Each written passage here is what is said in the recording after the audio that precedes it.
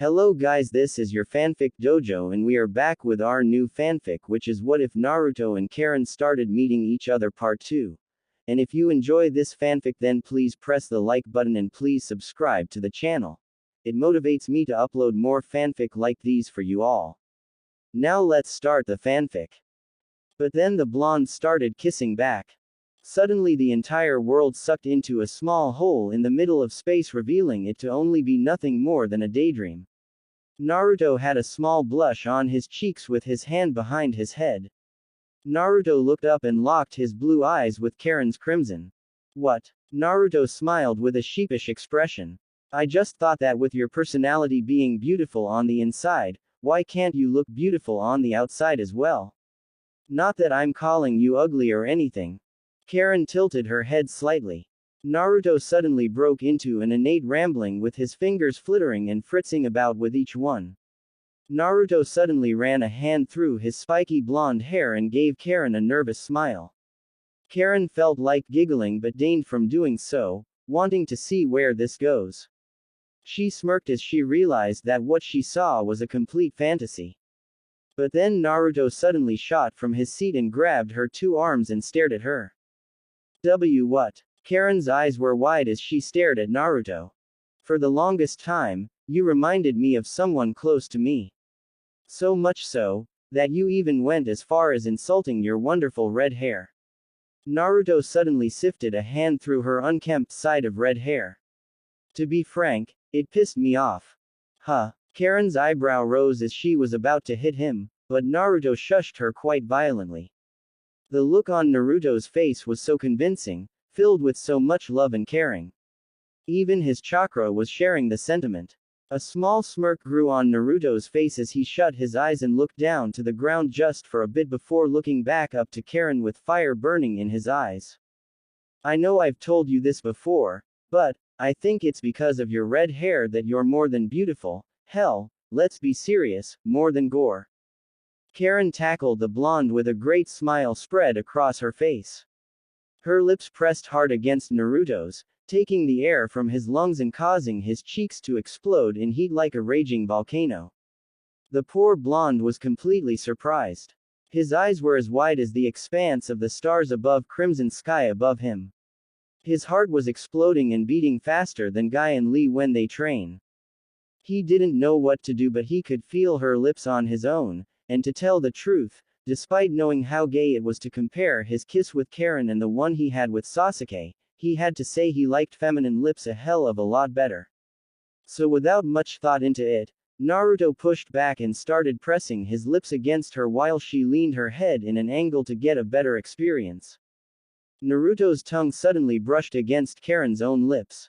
Karin knew exactly what to do and allowed Naruto's tongue entrance, and within moments, their tongues were battling for dominance as Naruto slowly leaned Karin into the ground. But as the battle commenced, the sun continued to set and the land became cooler and the breezes of the mountains to the east came in, but neither seemed to care or notice. Uzumaki. Karin smiled softly as they continued kissing. Uzumaki. Karin. What are you going to name your daughter? The man asked from behind his face mask. All around him were other nurses and doctors, it seemed. There were machines nearby with a soft, dull beep. The walls were obviously white, but there was a gray tint to the entire image. The doctor and the nurses were built up around one single bed in the center of the room. The woman in question was holding a bundle with a cute girl with a tuft of red hair adorning her head.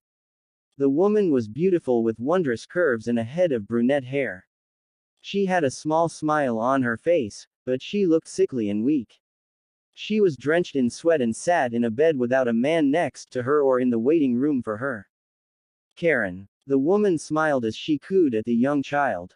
Is there a surname? The surname of the father? The man asked. Uzumaki. The woman quickly replied, almost with pride beaming in her voice, but there was a small crack. Her father's last name is Uzumaki. Uzumaki Karin it is. Suddenly, the girl's eyes shot open and she pushed Naruto away from her as some seemingly forgotten memories shot through her hazy mind, completely ridding her of her previous feelings. Karin backed away as quickly as she could with near hyperventilation. She gripped her head as tightly as possible. Karin suddenly felt as if her world was crashing. She couldn't even make eye contact with Naruto. Karin, what's wrong? Naruto moved closer with a worried expression on his face. Did I do something wrong? And no, Karin sighed out. It's not you, it's something that just came to my mind. What do you mean? It's almost as if someone hid this memory from me, Karin sighed. I am an Uzumaki. Naruto's eyes went wide and his jaw unhinged itself just as his chin smacked the ground. Naruto struggled to process the information but simply collapsed next to Karin and stared at the last bits of sunlight coming from the west, just before the red sun disappeared below the horizon. The two were silent as the awkwardness became palpable, almost gaining an actual physical form. Naruto felt his body shaking in the sudden realization that he had just made out with one of his family members despite not knowing how close they were or how distant. Karin was faring no different. Her heart was raging and her cheeks were roaring with heat. The redhead's skin was almost as red as her own head of hair. Her crimson eyes darted here and there, trying not to make eye contact with Naruto. I don't think it's that bad. I mean, Karin suddenly said, trying to salvage whatever was left. We might not even be that closely related. But we're still family. We share the same name and the same blood flows through our veins. We can't. Naruto sighed and started to back away from Karin. But the redhead grabbed his right arm as quickly as possible and pulled him towards her. Naruto looked at her with wide eyes, half expecting her to be disgusted, or just any disappointed look instead of the one that she currently had. It was almost as if she was hurt that he would say something like that, but come to think of it, Naruto finally realized that it sounded like he was trying to push her away. Wait. Karin held his arm tightly. And Naruto-kun, I really like you though, and so what if we have the same last name? It happens all the time, right? Quote. Karin, but, hypothetically speaking, we do get together, then what? What do I do about Inoha, or Sakura, hell, Hinata too? Naruto asked. Not to mention that I still have to kill that bastard Sasuke and a damn war that I have to fight. Karin still held Naruto's arm and continued to stare at him, not once breaking her crimson gaze. Naruto suddenly realized that Karin was using chakra to hold him in place. Karin, though, had no idea. She continued to stare at the blonde idiot but then started seeing strange images as the chakra she was using started to build up in her head. Karin? Naruto asked with a worried expression. He looked definitely older with a broader face and stronger jawline. His hair though looked a lot like his father's. But one thing stayed the same and it was his beautiful cerulean eyes. Karin felt her heart skip a beat when Naruto smiled at her, especially with that cute confused look the Uzumaki had. What did you want to tell me? Naruto tilted his head slightly causing his bangs to flow down and around his face and neck. Karin didn't know how to respond to the blonde-haired boy. She turned and faced the newly built village whilst biting upon her fingernails. Karin stopped just at the edge with Naruto on his feet now ready to catch her should she fall off. I'm pregnant. Karin replied meekly. The world began to shrink and bend. Karin's crimson eyes widened, and she quickly released her grip on Naruto's arm, just before taking off through the darkness to get away from Naruto as fast as she could. Karin, wait. Naruto dashed after her and quickly caught up with the redhead. She was standing underneath a light post with a blank look on her face. Her wreath made of flowers still on her head and her metal-framed glasses were fit snugly on the bridge of her nose and around the ears. Her breathing was heavy and slow. She shut her eyes just as she sensed Naruto's chakra coming closer with each passing second. She turned and looked to see Naruto looking at her with a caring expression. Her heart was exploding at this point, but there was something bugging her. Where were these visions, if you can call them that, coming from? But Naruto suddenly grabbed her arms once more and began to lean in with a big smile on his face. Karin didn't know what to do but lean in as well. Their kiss was short and sweet with Karin losing her confusion and discomfort, but then there was a coming vision heading into her clouded mind, but she willed the thoughts from her mind. She stared off into Naruto's cerulean eyes and gave the blonde boy a small smile. Hey, Naruto-kun, remember that deal with me becoming a shinobi of Konoha? Karin asked. Why yeah, what about it? Naruto asked. Are you? Yup. Tell Tsunade-sama that I'm going to accept the offer. Karin smiled brightly to match Naruto's growing smirk. Naruto quickly grabbed the girl for a tight hug and held her tightly. Let's do this. A few days later, after spending some time traversing the raging sea of sand that consumed the land of wind, the Konoha delegation made it to Sunagakur. There were 18 teams that were vying for Chunin promotion, with Naruto and Karin being the only duo with Kakashi as their sensei. Through the journey, Karin was bugged with date proposals and even some of the kunoichi trying to get a peek at what's underneath Karin's clothes. Naruto, though, through the 3 days of traveling, was training on gathering senjutsu chakra while he moved, knowing for a fact that using senjutsu would be a great factor of victory in the coming war. Not only that, but he was teaching Karin about her newfound ability with the mind's eye of the Kagura. Apparently, because of her Uzumaki blood, the Kagura Shingen was expanded, and soon enough, it was able to see more than just chakra signatures.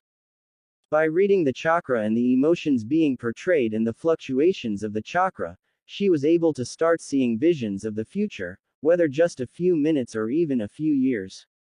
Because she needed to read chakra, she could even read your past and see into it by following the chakra residue that every shinobi and kunoichi leaves behind, unknowingly of course. All of this was unlocked by the realization of her true potential as an Uzumaki with special chakra. With their abilities aside, Naruto and Karin and Ino had a confusing relationship of sorts, if you could even call it that. Karin wanted Naruto and Ino wanted Naruto, but Naruto didn't know who to choose since he really liked the both of them, but Sakura was still in the picture, as was Hinata, though Hinata chose to be on the sidelines and watch the other competitors for Naruto's heart battle it out. Sakura, though, had no idea that Ino had been dating Naruto or that Karin was too, sort of. The blonde had it good in eyes of many shinobi of Konoha. They were jealous of his chick magnet status and wanted to become almost exactly like him. Naruto, once he found out that boys and kids were trying to emulate him, he simply shook his head and tried to force the thoughts from his head and enjoy his life as a hero without the hero worship. But back to Sunagakur, the Chunin exams were in, and it was projected to have the most promotions than any other Chunin exam in history. Naruto smirked to himself and felt a small explosion of excitement grow within his chest, the thought of finally rising through the ranks and become one with his friends in the Konoha 11. Not only that, but they could become the Konoha 12 once again with Karin, should she be accepted by the rest of their age group and comrades in the Shinobi Corps. The two were nervous to say the least. With almost no knowledge about the Chunin exams of Sunagakur, they felt that they were going in blind, unlike their first time taking the Chunin exams.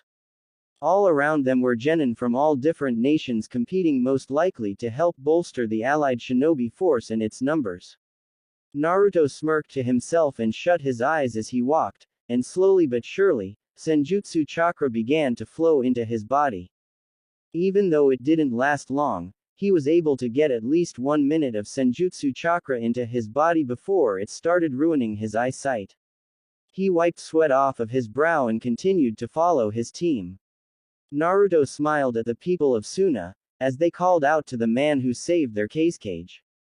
Karin took notice of this and got even closer to Naruto, interlacing her fingers with his, when she found a large group of Suna shinobi giggling with bright blushes spread across their faces. Now what did you do to receive such recognition? Karin whispered. Nothing much. Naruto laughed. I saved the cage from the Akatsuki sometime at the beginning of this year. It's no biggie.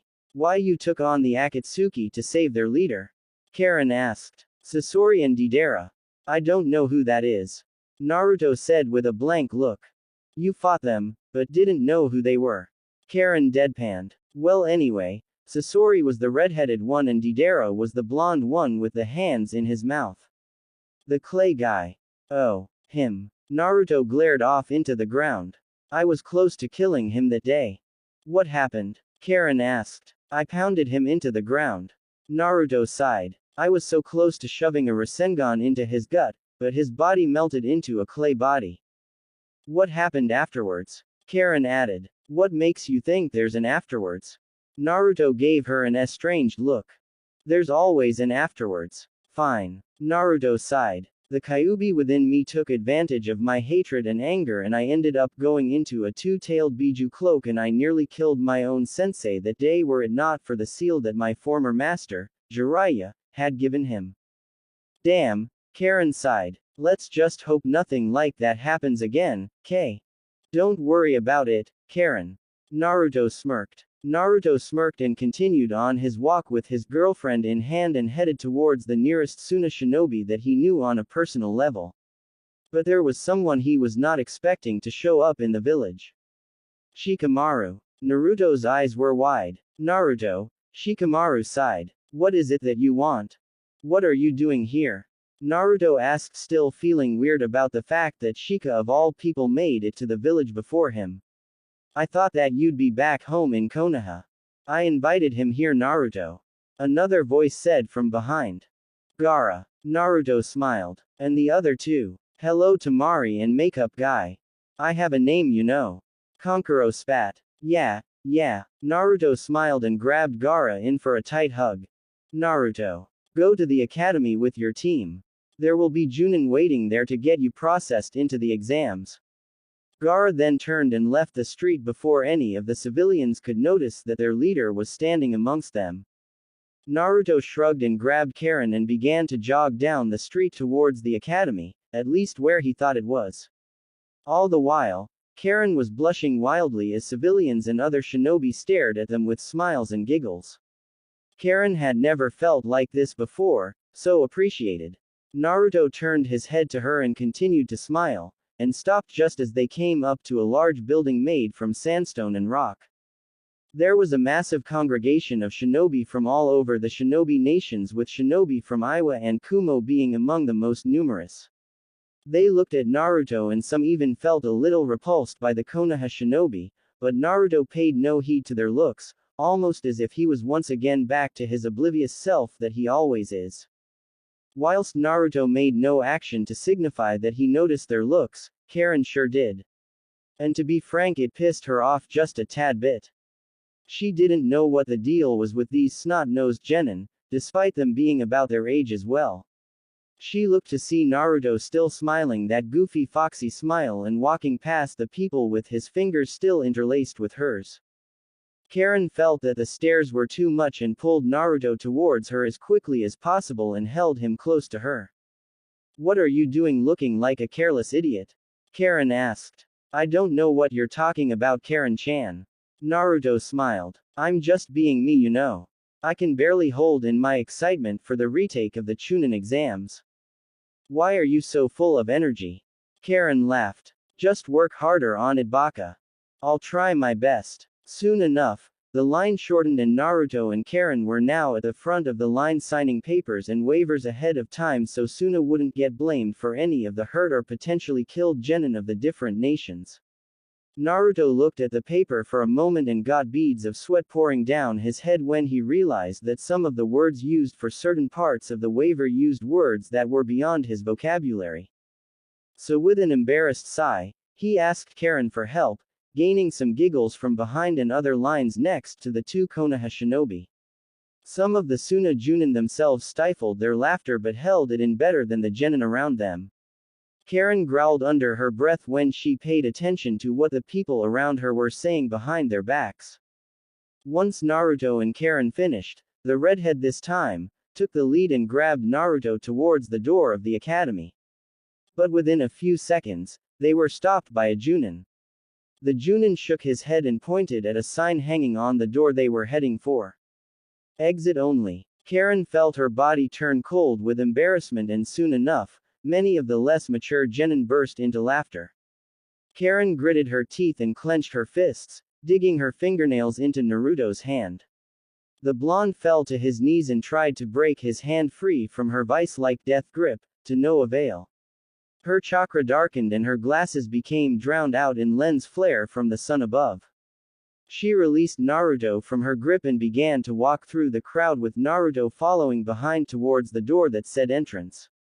Naruto jogged up to her and wrapped his arm around her waist and led her within the building, trying his hardest to keep her from lashing out on anyone. Karin was grumbling to herself, making Naruto realize that she was having one of those moments. Come on, Karin. I think it would be in our best interests if you calm down just a bit. Naruto whispered quietly, almost like he was pleading. Do I look like I need to calm down? Karin asked in an eerily calm voice. Look at me, do I need to, Naruto-kun? Now Naruto was nervous. He didn't like the sound of that voice, nor the smile that she was putting on. He shivered involuntarily and started backing away, waving his hands in a defensive manner. Karin, though, relented her gaze and looked onward to continue walking towards the testing hall. She closed her eyes and followed the source of the chakra signatures. She sighed and looked back to see Naruto with his hands in his pockets with his eyes staring at her back. Karin tilted her head, but then realized that something was up with Naruto. He was blushing and his eyes, when the two made eye contact, darted away from her and his face blushed harder. She could sense his sudden discomfort and he slowed his walking pace while the speed of his heart and emotions were going the speed of light. What the hell is he looking at? Karin followed his eyes and noticed something. His eyes were fixated on her red hair. Well then, Karin blushed a little harder and turned her head around and started to smile softly. She could sense his happiness, but shook it from her thoughts and continued to follow the trail of chakra signatures leading into a room filled with shinobi and kunoichi. After a few rights and lefts and even a few complete rotations of the entire floor, Karin and Naruto made it to the first room and they were surprised with the amount. Naruto surmised that there were at least 2 times as many participants than the Chunin exams a few years prior. Naruto felt his heart beat heavier but eased when he saw the Konohamaru Corps laughing with some genin squad from Suna that was about the same age as Konohamaru. So what's the plan, oh great hero of the leaf? Karin asked. Don't ask me. I failed the Chunin exams that first time. Naruto sighed. I don't know what to do. To tell you the truth, I didn't even know what I was doing the first time. I damn well don't know what I'm doing right now. You're impossible. Karin laughed. I just hope that our proctor is just as easy as the one in Konoha. Easy? Naruto asked incredulously. I was about to piss myself that day. If I remember correctly, you were the one that got everyone to keep their wits. Karin smiled. Well, I thought it was cool. Naruto huffed. Alright everyone. The first stage of the Chunin exams will begin momentarily. A voice came from the front of the class. Thank Kami that there isn't anything wrong so far with this Chunin exam. Naruto and Karin shuffled past the other genin and pulled out seats next to each other and picked up their pencils, ready for the test, expecting it to be exactly like the one they took in Konoha a few years ago. Because of the war, we are changing the first stage of the Chunin exams. The Junin said from her pedestal. Your new assignment is to come up with a 3-month battle plan, which should state a detailed 3-month battle plan with a timeline. Logical arrangements, supply lines, strategies, missions, squad size, food distribution, everything that a company or a platoon would need to be efficient on the battlefield within an hour. There were a few groans going throughout the classroom.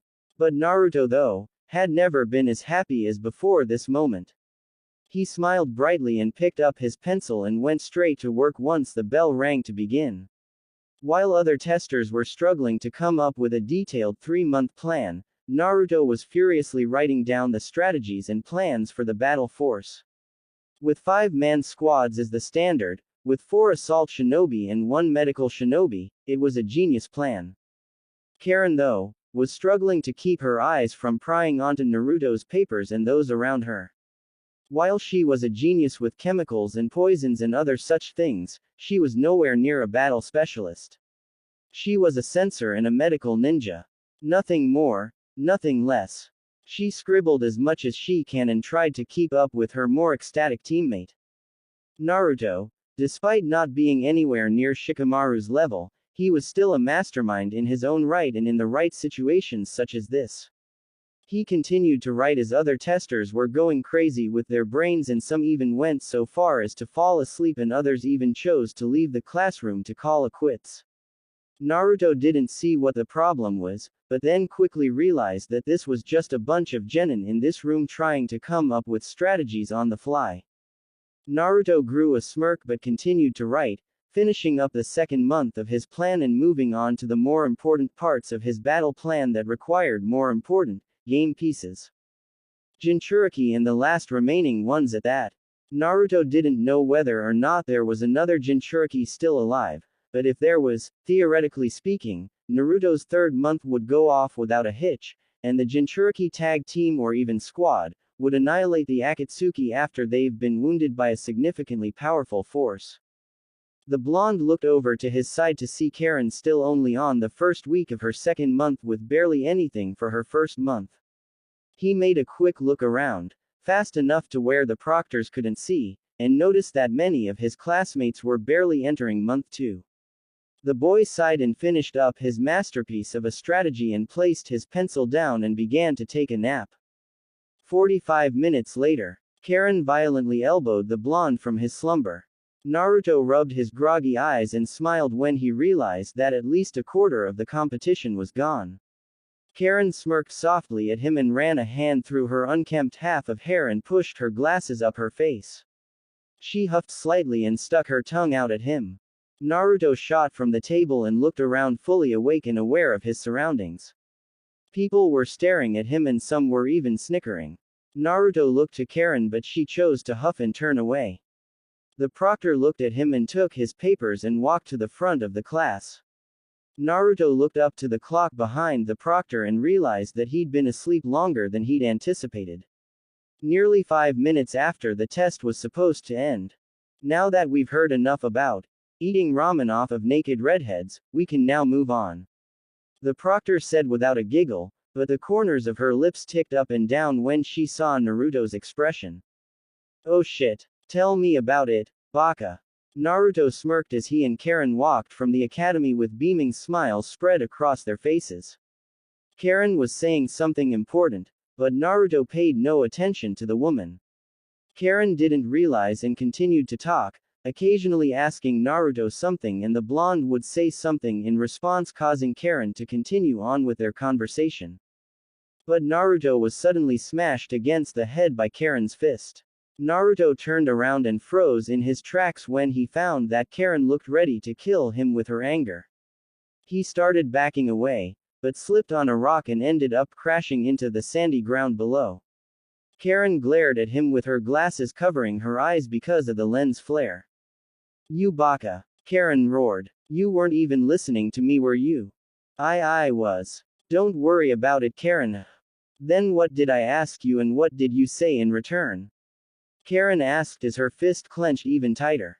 I don't know. Naruto was suddenly blown back by an amazing blast of chakra coming from the irate redhead. I asked if you'd like to bang Tamari and you answered yes. Karin shouted. Quote. What? Naruto turned red from embarrassment. Are you sure I answered yes? Oh, shut up. Karin growled. I hate you so much. Karin crossed her arms over her chest and walked ahead of the Uzumaki. Naruto laughed softly and rubbed the back of his head and took off for his woman. Naruto wrapped his arm around her waist, but the woman quickly elbowed him in his gut, causing him to hunch over and hurl on the ground below. People groaned in pain when the elbow made contact, while others shot from their seats to help the hero of Konoha. Naruto was helped from the dirt path and patted down by kunoichi from the different villages. Karin saw this and stomped right back to her blonde man and slapped him upside his head and dragged him away from the mob of kunoichi. Most of which were quite beautiful. Naruto was sweating bullets more than what he should, but he didn't say a thing, knowing that if the wrong thing was said, he would receive another, well-deserved punch across the face. Soon enough, they reached the destination of the second stage of the Chunin exams. In front of them was a great gate with massive walls to match its size. The flags of Sunagakur were draped over the side, waving in the warm desert wind. But beyond the wall and even over the top, small wisps of sand and sand clouds were seen waving around. If one were to put their ear against the gate, they could hear rushing and crashing sand and other non-desirable creatures going about through the sand dunes. Karin sensed a mass multitude of creatures ranging from large to gigantic. His skin went cold when she sensed desert spiders of massive size and even desert scorpions. She shivered greatly, getting Naruto's attention. The boy quickly looked her way and wrapped his arm around her protectively. "What's wrong?" Naruto asked softly. There are scorpions, spiders, desert snakes, the whole shebang." Temari laughed. "This is the second stage of the Chunin exams. I am Sabaku no Temari, and I am the proctor for this exam." A few genin shivered slightly at the mention of such insects and creatures living behind the walls. Naruto felt his own skin turn cold and even felt his bowels want to release from the mere thought of scorpions. But then again, he knew that they wouldn't be a challenge for his awesomeness. "So here is your mission. Survive and fight your way through 100 miles of desert, infested with animals and insects that have evolved to kill shinobi and kunoichi alike, to deliver 4 scrolls to checkpoints dotted around the area. The checkpoints are in 25-mile intervals. Surprise! Surprise, you only get 1 scroll each team, so figure out how to get the rest. It really shouldn't be that hard to figure out. By the way, a small hint, killing is allowed. If it weren't for the raging sands behind Temari, one could hear a pin drop a mile away." The air turned cold all of a sudden and teams looked at one another nervously and with wary eyes. Each team examining each other, looking for the weakest teams to pick off first. Naruto narrowed his eyes at the teams from Iwa and Kumo, while Karin started sensing people's chakra signatures and their emotions, trying to get a good idea of the weakest teams that made it to the second stage. "Get to your gates," Temari shouted. "You have 3 days to make it to the final checkpoint. Get ready." Naruto and Karin sped off to their gate and stood steady. Naruto already gathering senjutsu chakra into his body. Karin shut her eyes and channeled a small, untraceable amount of chakra to work as sonar. Within a second, she was able to pinpoint 5 teams in their immediate vicinity. 3 of which were weaklings from Kiri. "Begin." Without a second thought, all teams shot forward into the walled desert. Karin ran ahead of Naruto and jumped into the air. Naruto ran ahead and Karin landed on his back with her hands in a tiger hand seal. Naruto continued running and now, he was in sage mode. He was able to sense already, 10 teams have been defeated by animals, and 2 have already fallen prey to an Iwa team. "Naruto! To your right!" Karin shouted. Suddenly, a barrage of kunai and shuriken shot towards the blonde Uzumaki. With a quick movement of his wrist, he drew out a kunai and blocked a great deal of the projectiles and narrowed his eyes at his assailant. They were 2 Kumo teams with the same thought of defeating the hero of Konoha, not that they even knew who he was. The first charged for Naruto without checking his surroundings, but Karin jumped in and kicked the shinobi in his gut, before bashing her elbow into the shinobi's back. She kicked off of his fallen body and with an even quicker motion, she managed to even swipe their scroll in the confrontation. She smirked a little and ran away before jumping onto Naruto's back. The Kumo shinobi charged after the 2 Uzumaki, but they were stopped when an Udama Rasengan smashed into the desert surface, throwing up sand and dirt, covering Naruto's and Karin's escape. Once the dirt cloud dissipated, all that was left though were 2 clones of Naruto. They smirked before dispelling. A few yards away, Naruto was running full speed with now 2 scrolls in his possession. He smirked and jumped up using senjutsu to increase the strength in his jump. Around the 2 shinobi, they looked down to see giant creatures jumping from the sand and taking out entire teams with single swipes. When they landed right in the path of a rising scorpion. Its black exoskeleton made Naruto's skin freeze in fear, but Karin wasn't faring any better. Naruto though, quickly snapped from his stupor and charged forward with a Rasengan in his palm. The scorpion snarled at the Uzumaki. Naruto shook his head and slammed the Rasengan into the scorpion, shooting it a good 20 feet, just before it dug its stinger into the sandy surface and spun it back around. It landed all 8 of its feet onto the sand just before it charged at the Uzumaki. It's coming. Karin howled. I know that. 3 Naruto clones popped into existence and the 3 clones started forming a Rasenshuriken. The scorpion closed the distance too fast, and dispelled the 3 clones with a single swipe of its stinger. Naruto jumped back and tightened his hold on Karin as he struggled to keep free from the range of the apparent extending stinger. We have to get around this thing. Naruto shouted over the clicking and crackling of the insect. The scorpion shot its stinger down towards the Uzumaki, but Naruto jumped away and formed another 3 clones that grabbed the stinger and lifted the scorpion from the ground and slammed it into the sand using the amazing strength that Senjutsu provides. The clones jumped onto the underbelly of the scorpion and used the frog slap, bashing the thin, unprotected underbelly of the beast, repeatedly.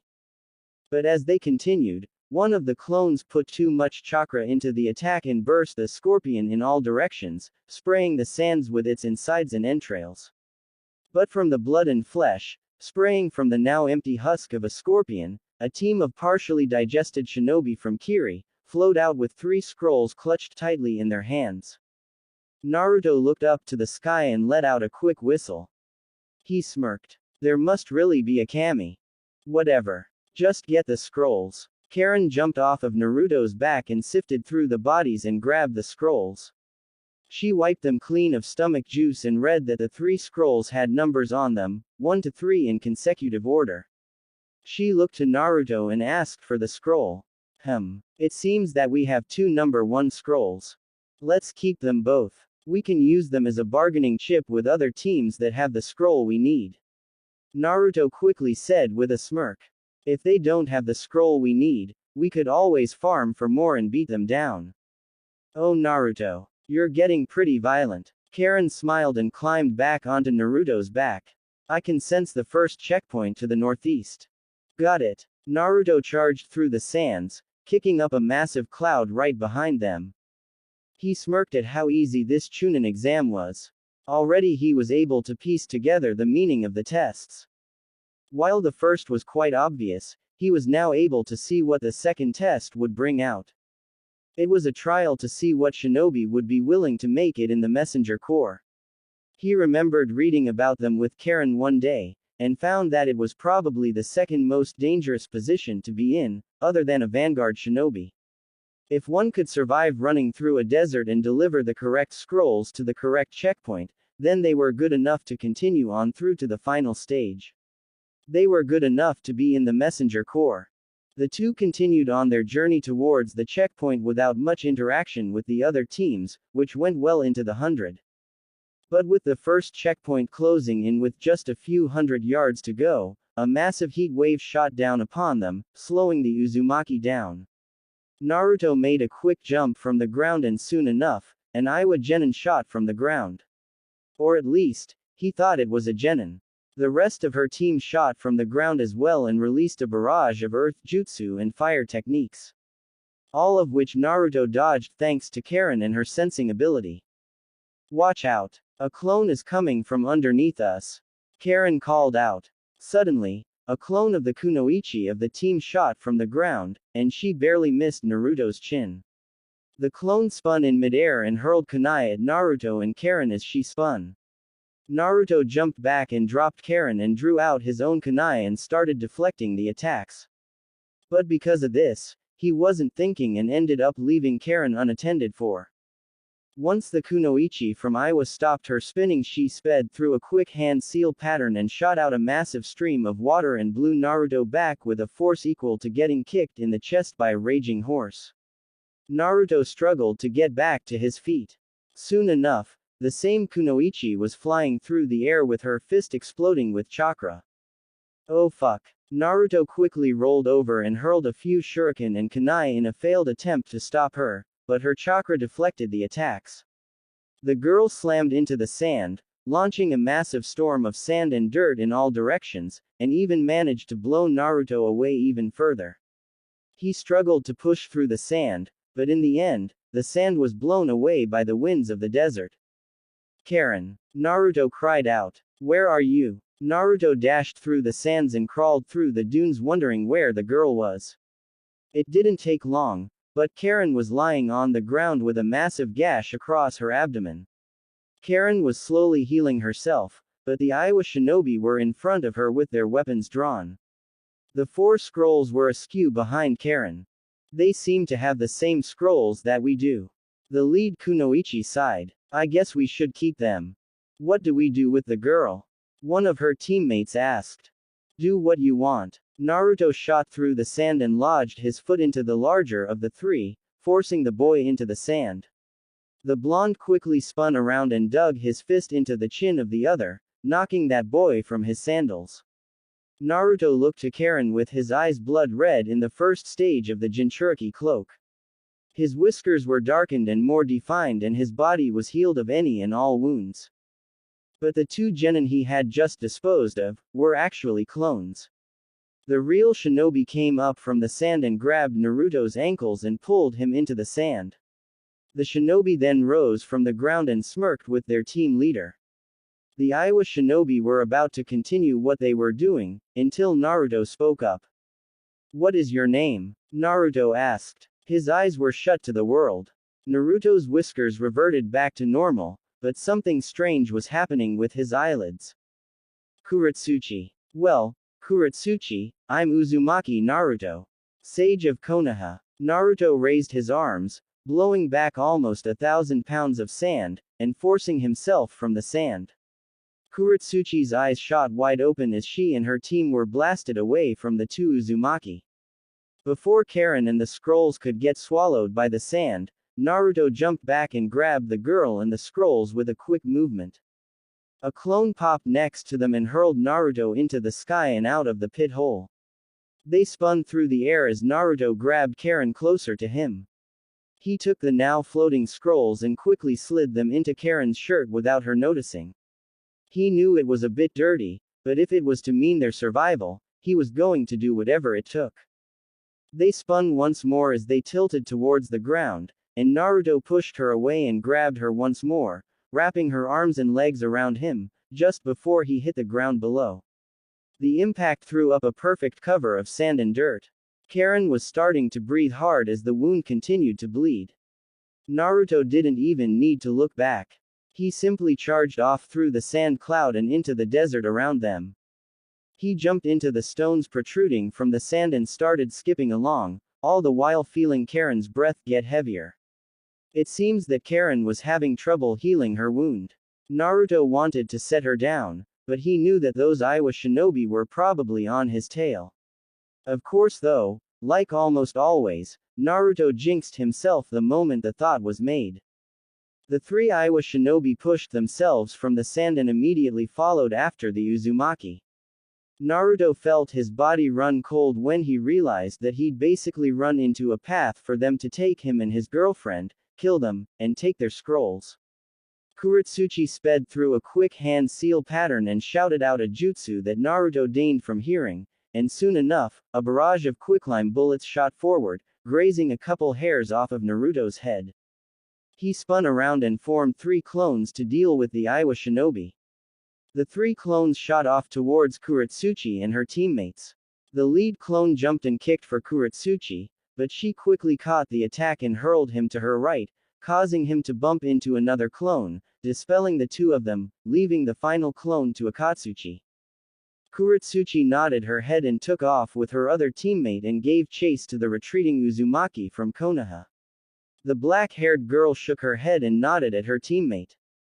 The boy sped through a quick hand seal pattern and shot forward a steady stream of fire, which quickly exploded into a massive dragon that sped forward on a warpath to incinerate Naruto and Karin. "And Naruto," Karin whispered. "My wound, it's festering, all of this sand and dirt." "Don't speak, Karin," Naruto said back with a frown on his face. "It'll only make things worse. I'll get us to the checkpoint, and there might be help." "Oi, Kyuubi," Naruto suddenly said. "What do you want, Gaki?" The Kyuubi replied. "As you can most likely see, I'm taking a nice nap." "Give Karin some of your chakra," Naruto stated. "She needs it to stay conscious." Now why would I give chakra to another Uzumaki? The Kyuubi taunted. Damn you Kyuubi! Naruto shouted. Fine. If not for me, then do it for you. How does saving her help me? The nine-tailed fox fought hard not to laugh at the notion. Without her, I'll most likely die here, and if I die, so do you. Naruto replied with a stern voice. The Kyuubi was about to start laughing, but he quickly resigned the thought, knowing that the boy was right. With a begrudging sigh, the Kyuubi let out a smirk. You humans are annoying. The Kyuubi laid his head back down onto his paws and shut his eyes for just a moment. Naruto was about to say something, but the Kyuubi's chakra shot from the cage and entered Naruto's body, but just as it entered, it disappeared, almost as if it was being funneled off somewhere else. The Kyuubi smirked once more. Get out of here and let me sleep, Gaki. Back in the real world, Naruto came to reality and turned to see Karin's eyes a darker crimson than before and with a slitted pupil in the center of her irides. Her fingernails were extended and small whisker marks were formed on her cheeks. She looked to Naruto with a surprised look on her face, but didn't say anything. Instead, she channeled chakra and her wounds healed immediately, and her range of sensing was increased tenfold. Naruto, keep running. The checkpoint is just 50 yards away. We're very close. Karin shouted out while grabbing some kunai and hurling them back at the Iowa shinobi chasing after them. I'll hold them off all right. Let's go. Naruto channeled chakra to his legs and took off running, trying his hardest to make it to the checkpoint. From what he was able to discern from the vicious attacks that the Iowa team was giving them, the checkpoints are safe zones. Naruto, jump! Karin suddenly screamed. Jump now. Naruto didn't question her and jumped as high as he could. As he jumped though, he could feel his senjutsu chakra leaving his body once more. He looked down to see the largest snake he'd ever seen in his life. Easily twice as large as the purple snake that Orochimaru used all those years ago. It was covered in sand and its body was obviously shedding. The three Iowa shinobi down below froze in their tracks, but unlike what Naruto knew that most of his friends would do, the Iowa shinobi jumped back and started hurling ninjutsu and weapons at the snake in quick succession. It didn't take long, but they quickly realized that long range wasn't going to cut it. Kuretsuchi charged forward with chakra building up in her fist and smashed it into the snake's face, forcing at least a fourth of it back into the sand. She landed on the ground and sped through another pattern of hand seals. Yuden. Sekigyo no Jutsu. Kuretsuchi spit a massive blast of quicklime, quickly mixing into the face of the snake, forming a mold around it. She went through another, just as quick, hand seal pattern, and shot another blast of water, much like the one she used to blow Naruto back, not too long ago. The combination of the two jutsu brought the snake curling down to the ground, but it did not stop the snake. Kuretsuchi landed on the ground with fear crawling up and down her spine. She sped through another quick hand seal pattern. She took a deep breath and spit forward a ball of fire that was equal to Sasuke's use. The snake didn't falter though, in fact, it was practically unscathed. The quicklime started crumbling and falling off of the snake's face. Naruto and Karin landed just a few feet away from the backside of the snake. Naruto looked to Karin and was wondering if he should help them. Karin, even though the thought wasn't said out loud, she knew what Naruto was about to do. But before she could hold him back, Naruto was already halfway up the snake's spine and nearing the top of its head. God damn him. Karin let out an exasperated sigh. Naruto. Be careful. From what I can tell, its scales are strengthened with chakra. And lots of it. Naruto grunted when he heard what she had just said. For years he's been punching through things, blasting through things in Rasengan-ing through things that have been strengthened with chakra. First Haku's mirrors, then the sand armor of Gaara, then Gaara himself, then on and on. Naruto smirked and knew deep down inside that this snake was going to be of no problem. He jumped onto its head and raised his hand with a Rasengan spiraling violently. He let out a loud battle cry and slammed the attack into the snake's bare and unprotected head, forcing the beast into the ground, faster than the speed of light. Naruto landed next to Kuretsuchi and drew out a kunai whilst drawing onto Senjutsu chakra. Kuretsuchi was quite terrified of Naruto's power. Soon enough, Karin dropped next to them and placed her hands on Kuretsuchi's shoulder and began to heal her wounds. Hold still. Karin replied. Naruto, what did you do? It looks like nothing changed. I had a quick theory about those chakra-enhanced scales. Naruto said. If I were to dispel my Rasengan at the moment of impact, instead of drilling it into the scales, which would most likely deflect the attack, the chakra from the Rasengan would lose the gravity holding it together and spiral off in different directions, causing the chakra within each individual scale within the spread radius to fluctuate, weakening the flow of chakra to the protective shield of the snake's cranium. So in other words, Karin started smirking. I've given it the headache of a lifetime. Naruto smiled. Kuretsuchi-san, do you think you can help me bust this snake's skull right open? Gladly. Kuretsuchi jumped forward just as Naruto did. The snake saw this though and lunged forward with its head and dug into the ground below, kicking up sand and injuring Akatsuchi and almost killing their other teammate. Naruto and Kuretsuchi landed on the back of the snake's neck and charged up with their best attacks, blaring Wildling in their hands. With Kuretsuchi having a fist made from earth and Naruto having two clones behind him helping him make his Rasenshuriken. The two jumped up into the air and first went Kuretsuchi with her slamming the rock fist of hers into the snake's dented cranium, causing the scales to shoot off, cracking a great deal of the skull itself, revealing the targeted area. Naruto's clones popped away leaving him in the air as he got ready to hurl his Rasenshuriken into the brain of the blasted snake. Fuuton. Rasenshuriken. Naruto bent forward and hurled the monstrosity of a jutsu forward just as Kuretsuchi made a jump off of the doomed snake's head. The Rasenshuriken sliced through the air and dug deeply into the opened head of the snake, slicing, tearing and mauling the beast.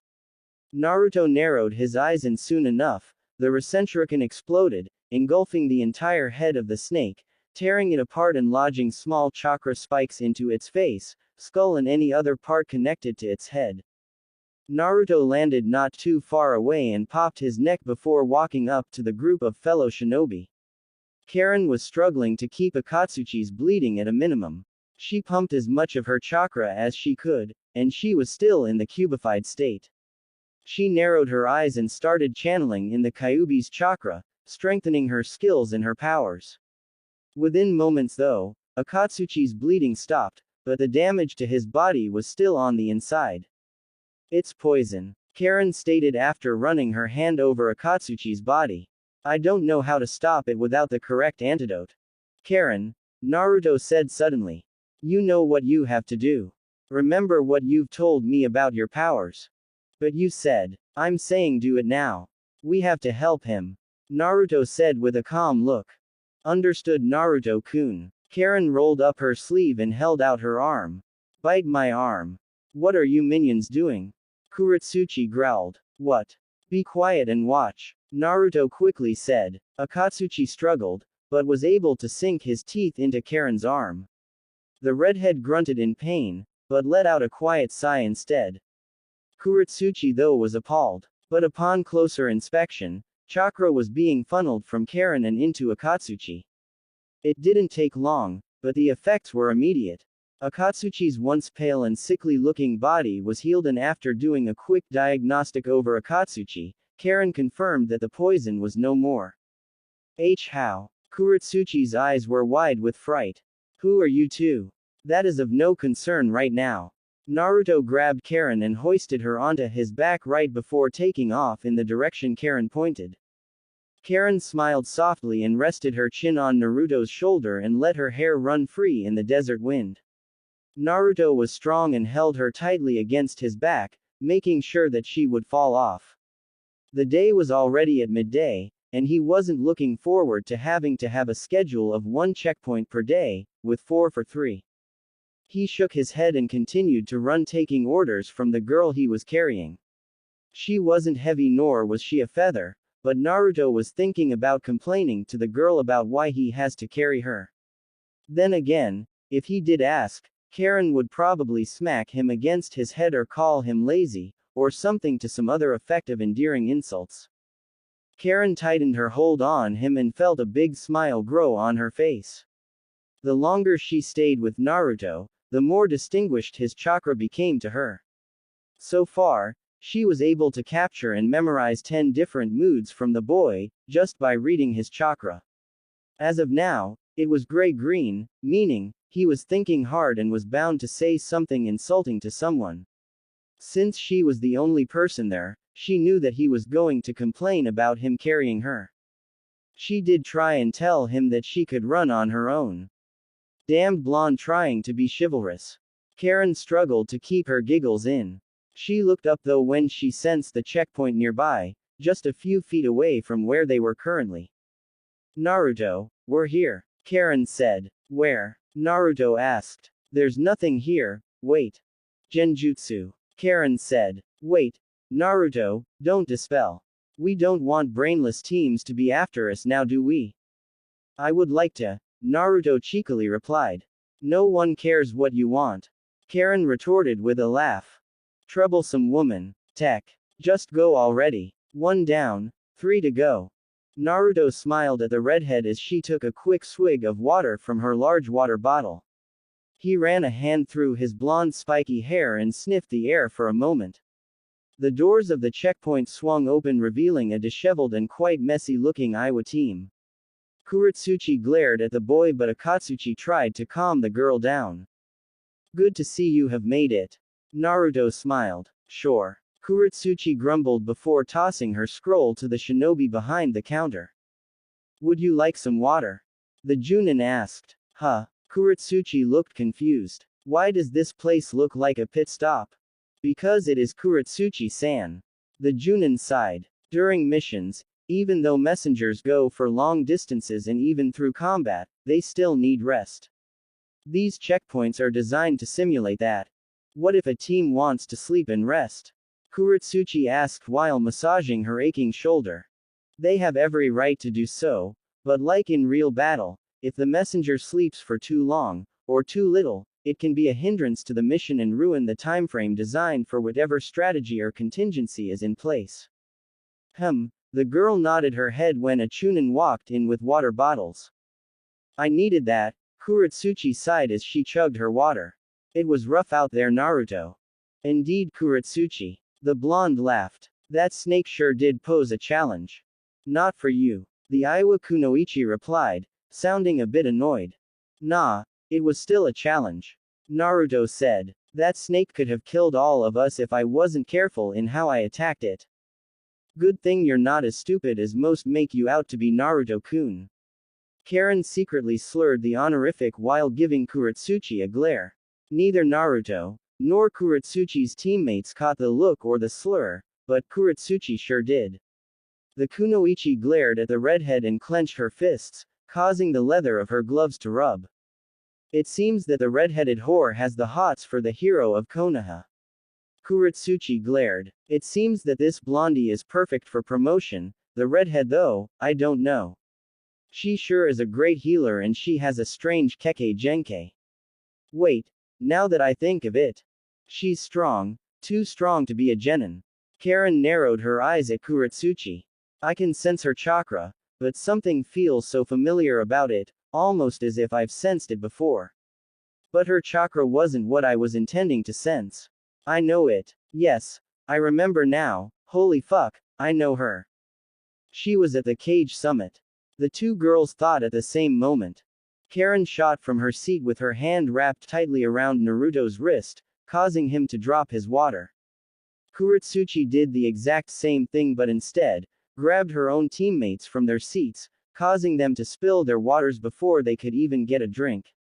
Naruto was about to protest, but Karin flashed him a look that seemed familiar. Naruto looked back to the Iowa team to see that Kuretsuchi was doing the exact same to them. Thank you for the water. We'll be on our way. Naruto bowed before he and Karin broke off into full sprint. Junin-san, Kuretsuchi said with a different tone than what she used before. Get this message to the cages. I have information about Uzumaki Naruto and his companion that might seem interesting, especially to my grandfather. Understood, Kuretsuchi-sama. The Junin bowed. Will you go off and continue pursuing the Uzumaki? Sure. Why not? Kuretsuchi laughed. I was tasked to do so by the Hokage herself to test him. Might as well see how high of a tolerance level he has for pain. Akatsuchi and their teammates stared at Kuretsuchi with sad eyes and felt a small pang of sorrow for Naruto and Karin. Kuretsuchi gave them a look and glared menacingly before taking off after the golden-haired boy and the redhead. What the hell is the hero of the leaf doing with an Akatsuki? Ooh. Naruto and Karin were making great distance from the checkpoint and were already backing into the desert. So far they hadn't encountered any other teams, but they were sure that there would be opposition sometime soon, especially since there were only a few more hours left before the evening hit. Karin was worried that Kuretsuchi might have noticed who she was. The two Uzumaki jumped over a large cavern in the middle of the desert and landed safely on the other side. Sand was blowing in their faces as the winds picked up to a violent speed, nearly blowing them from their positions and into the cavern below. Naruto struggled to keep his footing and nearly slipped because of the sands whirling beneath his sandals. Karin! Naruto shouted. There was something strange about this cavern. Suddenly, images of his first time summoning Gamabunta flashed through his head. He looked down and realized that the cavern had the same build and physical terrain as the cavern back in Konoha. There was a heavy gust and pushed Naruto off his feet and into the cavern. Naruto, hold on. Karin caught his arm as quickly as possible, making sure that she wouldn't lose her grip. I've got you. The winds were now threatening to push her into the cavern as well. She looked down to see Naruto smirking at her and shaking her head. He mouthed the words, "It'll be alright," and released his grip around Karin's forearm. The redhead's eyes shot open as she screamed out his name, terrified at the prospect of him dying. Naruto shook his head, feeling the need to laugh at her naivety, and spun around in midair while speeding through hand seals. After looking around the cavern, he wanted to laugh at how easy it was, almost exactly like summoning Gamabunta. He bit his thumb and finished off the final seal and shot his hand forward and called the jutsu. But nothing happened. Naruto's smile dropped immediately. His heartbeat accelerated. He sped through another set of hand seals ready to try and summon another toad, but with no success. He looked over to the sides of the cavern walls, and quickly grabbed onto the ledges that jutted from the sides, only to be blown back and forced back into freefall state. What the fuck? The cavern is designed to kill people. What is wrong with Suna? Naruto cried within his mind. He channeled in whatever senjutsu chakra he could muster and nearly felt his heart sink into his gut. The walls were covered in seals that were designed to suck chakra from jutsu, rendering techniques or anything revolving around the use of chakra completely useless. Within a few seconds, he felt his senjutsu chakra leave his body and enter the crevices of the walls. Naruto turned down and learned the hard way of why he shouldn't be such a show-off. Ooh. Karin stared in fear at what she just saw. Naruto was lying face down at the bottom of the cavern with a large pool of blood spreading around him. She sent out a quick blast of chakra to sense whether or not her eyes were playing tricks on her, but she quickly realized that Naruto's chakra signature wasn't responding. She couldn't sense it. She couldn't even sense the Kyuubi's chakra from within Naruto. Naruto. Karin whimpered softly as she stared at the boy lying at the bottom of the cavern. Please get up. The wind stopped, allowing the blaring hot sun to sizzle into her skin, but never had she felt so cold. The warmth that came with Naruto's chakra was gone, completely non-existent. It was a signature that she would never forget, one that she knew that she would always remember, one that she was looking forward to for the rest of her life. But now, it was gone. She waited a few minutes, knowing how Naruto usually is, but he continued to lie down at the bottom of the pit, face first, with a large pool of blood surrounding him. Karin knew that if Naruto wouldn't survive the fall, she wouldn't. She shook her head violently, knowing that there was no way that Naruto could die. She sent out another chakra blast, but this time, using as much concentrated chakra as possible, and did a distant diagnostic of Naruto's body, hoping to Kami that Naruto was still okay. What she sensed made her heart shatter. Everything was mush, jelly. His bones, shattered completely, his brain suffering from a massive hemorrhaging, and his skull was cracked in 8 different places. But what really hurt Karin? 3 of his ribs snapped and dug into his heart in 3 places, impaling the organ, stopping it completely. Tears formed, stinging at the corners of her eyes and threatened to fall, if she continued to stare at the boy at the bottom of the cavern. She sensed another group of chakra signatures and clenched her fists as the tears finally fell. She reached down and grabbed a handful of kunai and shuriken. She narrowed in on the source of the incoming chakra. It was Kuretsuchi. Karin shot to her feet and jumped up, hurling her weapons, blowing the Iowa shinobi off of their course, causing them to scatter. Karin grabbed another bundle of shuriken and started spinning on her heel while keeping a steady barrage kept on the Iowa shinobi. Kuretsuchi was surprised by Karin's sudden increase of skill and jumped for the redhead to take her on personally. Karin saw this and hurled the shuriken in a blind rage towards the Iowa kunoichi. Fuck. Kuretsuchi jumped to the side dodging a large barrage of projectiles, but felt the sand slipping from beneath her feet. Her eyes widened in complete unaltered fear. Kuretsuchi sped through a few hand seals and slammed her hands into the ground, trying to form a wall of earth beneath her feet to bridge the gap, but the rocks that shot from the cavern walls merely crumbled and collapsed. With the chakra being siphoned from the stones, it made the bridge impossible to hold anything. What is this? Kuretsuchi started sliding down towards the opening of the cavern. She threw her arms back, in a wild attempt to keep her grip on the sands and rocks protruding from the ground around her. The sands started moving faster.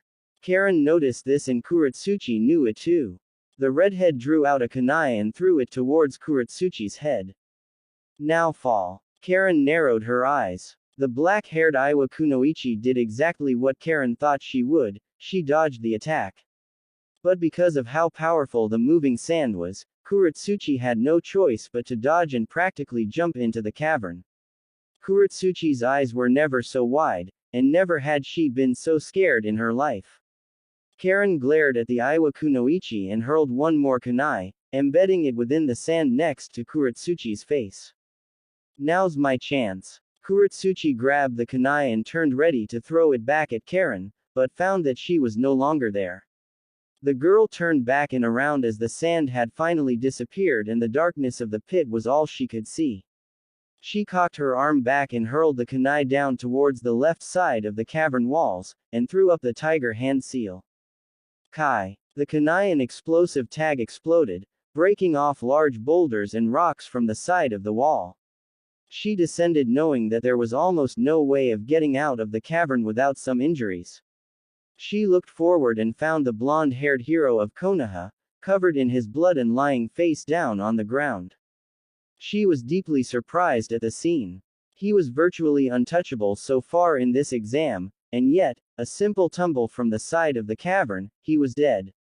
Kuretsuchi shut her eyes and got her body ready to take the full brunt of the impact with the rocks and boulders stacked upon each other. She turned onto her side and smashed right into the top boulders, and forced her way through each one, forming pebbles and little rocks. Once the smoke and dust died out, she was standing with her right arm limp, hanging at her side with blood pouring from the massive gashes up and down her arms and shoulder. She gritted her teeth and glared softly at the dead Uzumaki lying on the ground. Kuretsuchi limped over to his body and collapsed onto the side of the wall as well. She was just a few moments away from collapsing and passing out, but she was vigilant and tried her best to stay conscious. She limped forward to Naruto and simply broke down. Her body was slowly fading, as was the light. She placed an arm around the dead shinobi and shook her head before realizing that she herself was gone as well. Ooh. Karin stared in awe at what she'd just done. Kuretsuchi's chakra was flickering, but was slowly fading away. While the damage done to her body was nothing compared to Naruto's, she was surprised at the amount that the Iowa kunoichi had taken. Karin looked to Kuretsuchi's teammates to see them flabbergasted, but not angry. Don't come near me. Karin shouted threateningly, in a failed attempt to seem powerful. You two will join her if you come anywhere near me. Calm down. One of the other teammates shouted back while scratching the back of his head. We meant no real harm to you or the blonde. What? Karin glared and tightened her hold on her kunai. Her chakra started kneading. She wanted to see if they were lying. It's true, Akatsuchi said with a grunt. Your Hokage tasked us with keeping you and Naruto on your toes. What? Karin was wide-eyed. Any more and her eyes might even pop from their sockets. What do you mean? What are your true ranks? We were all already Chunin. Akatsuchi replied. Kuretsuchi is already getting groomed for Junin position. But, Karin looked back down the cavern and fell to her knees. Damn it, I probably just started something unintentionally. We need to get to the next checkpoint and tell them of what happened here. Ooh, the winds were piercing, despite the night being in the middle of summer. The bright white moon above shined down upon the entire desert as small desert animals and even the large ones scurried about, trying to make the most of the night and gather as much food as possible. Desert scorpions and snakes were, even in the night, the most dangerous hunters out. It didn't matter much to the kunoichi lying at the bottom of a dark cavern. She was slowly forced from her pain-induced sleep by the soft splotching of water onto her cheeks. The girl looked around with her dull pink eyes with confusion evident in her features. She clenched her fist and wrapped her arm over to her shoulder to find that it has been wrapped in a red cloth. Her entire body was sore, burning to the bone with pain, but the girl sat up anyway. The only light she had was the dim illumination of the moon.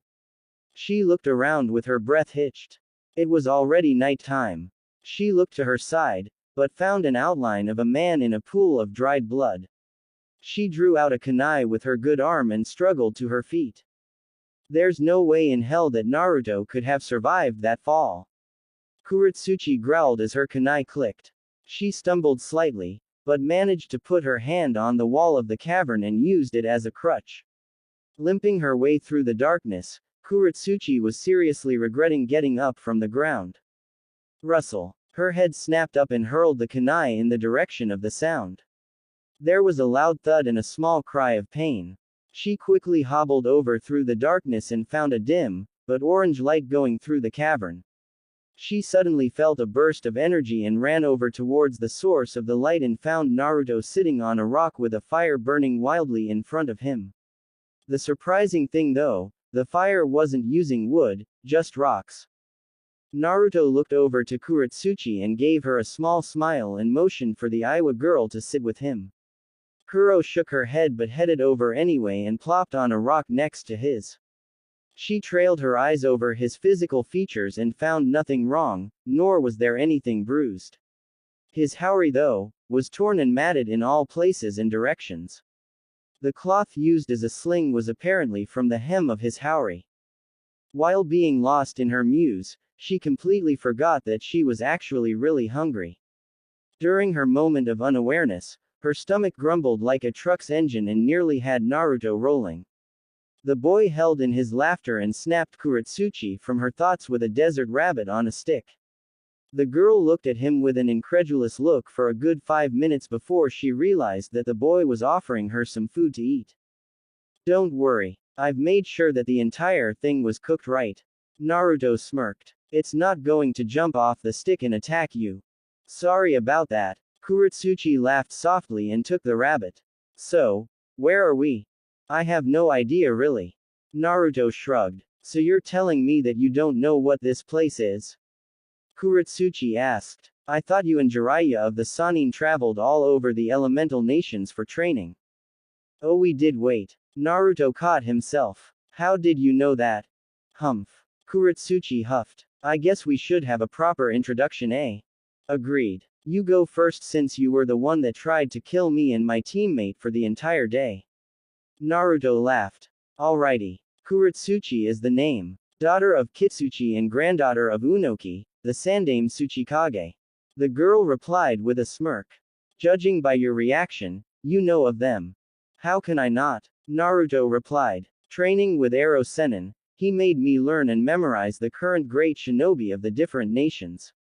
Kitsuchi and Unoki were no different. Interesting. Oh well, anyway, never mind. Deception is after all a shinobi's greatest weapon, right? Kuretsuchi smiled. Indeed. Naruto nodded his head. Well, I'm Uzumaki Nami, I mean, Naruto. Hero of Konoha. That's all you're going to give me? Kuretsuchi feigned a look of hurt. Is it because you don't know me that well? Hey, nice try. Naruto laughed. Just eat your damned rabbit and then we can try and find a way out of this stupid cavern. Naruto stared into the flames and released a sigh. Kuretsuchi was obviously thinking about something and it was beginning to bother him. He tried his hardest to pay no attention to her obvious thoughts, but it was starting to grate on his nerves.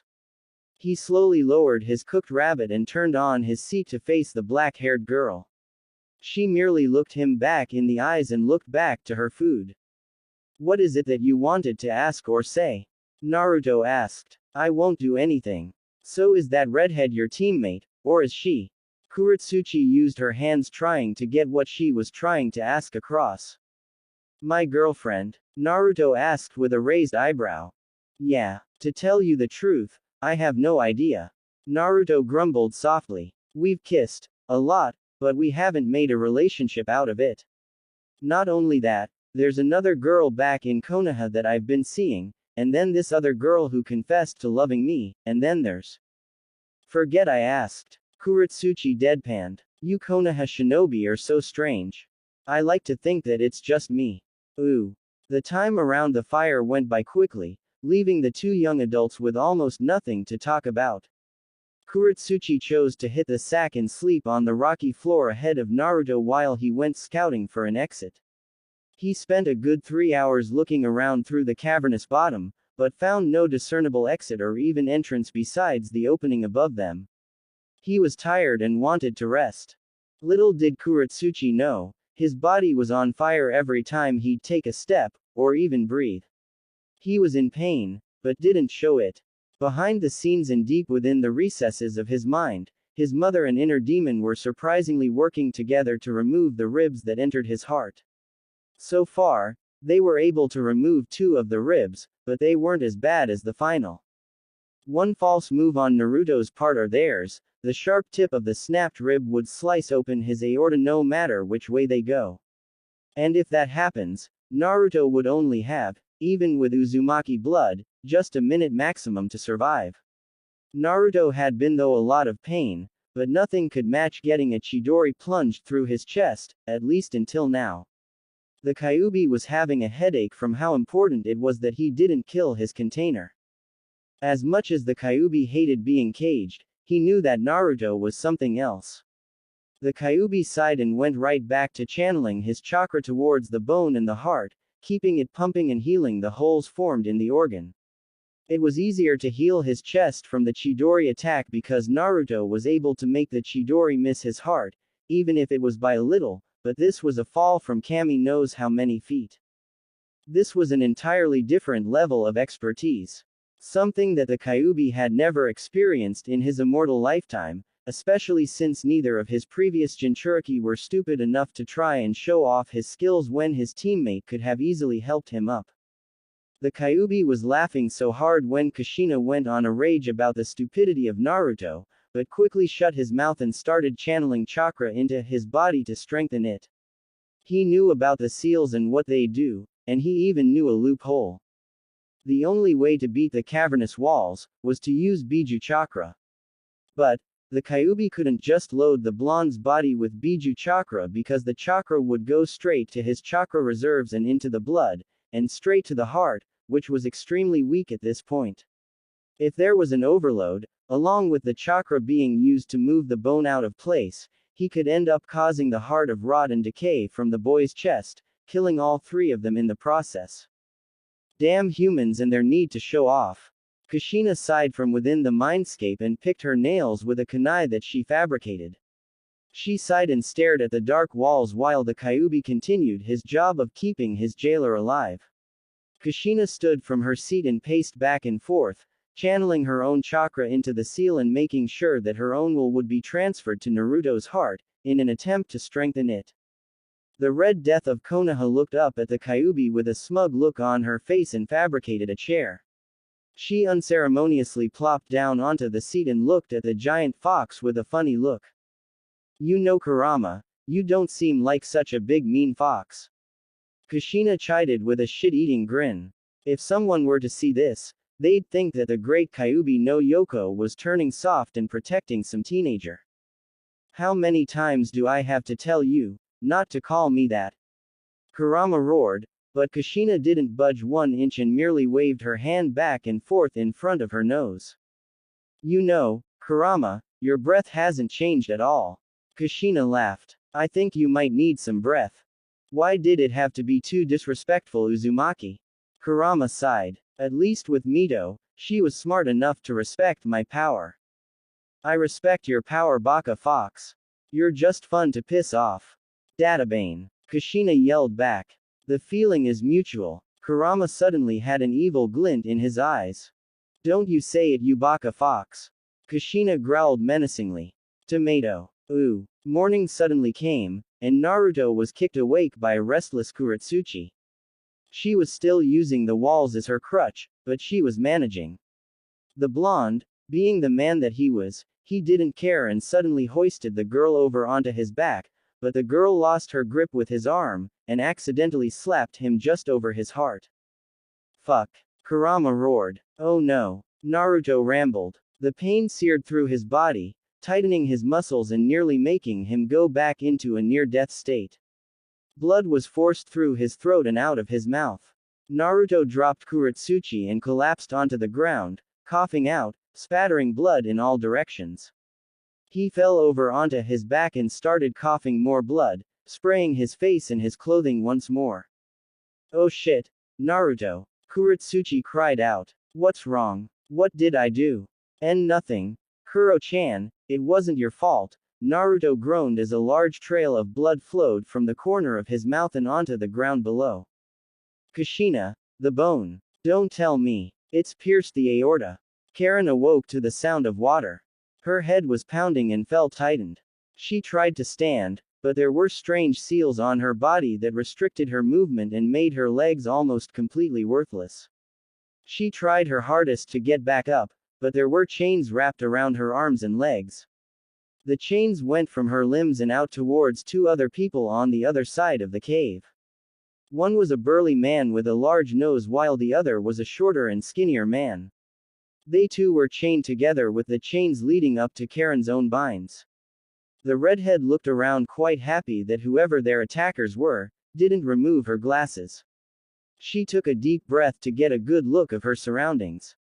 She moved her arms around and felt that the 3 scrolls that she and Naruto had achieved were still with her. She bent her head down and pushed the glasses back up her nose and rested them perfectly at the bridge.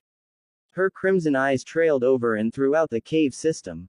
There was a series of 8 tunnels that went for who knows how far. Torches were placed at either side of each opening, giving the entire room a slight ambiance of uncertainty. On the far side of the room, there was a series of cages locked with multiple chains and bars to keep whatever was within, hidden. Karin struggled to keep her consciousness but continued to manage. There was a sickening feeling within her gut that told her that this was no longer the Chunin exams, at least this wasn't part of it. There's no way in hell that this is planned. Karin shut her eyes and started getting a good feel of the entire cavern system.